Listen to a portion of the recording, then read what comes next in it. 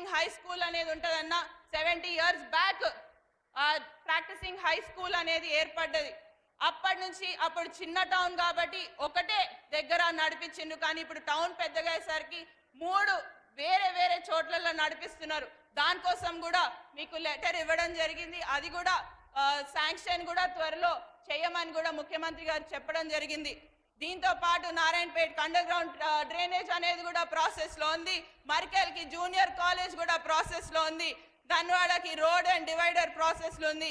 మన market yard agriculture market yard అనేది కూడా అప్గ్రేడేషన్ కోసం అడగడం జరిగింది. అది కూడా ప్రాసెస్లో ఉంది.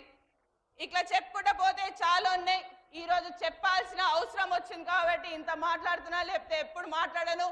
తప్పకుండా రానున్న రోజుల్లో మన నారాయణపేట ఇక్కడి నుంచి అభివృద్ధి పదంలోనే నడుస్తుందని కూడా మీ అందరికీ కూడా తెలియజేస్తూ, సమయం తక్కువ ఉండడం వల్ల ఈరోజు మన నారాయణపేటకి 4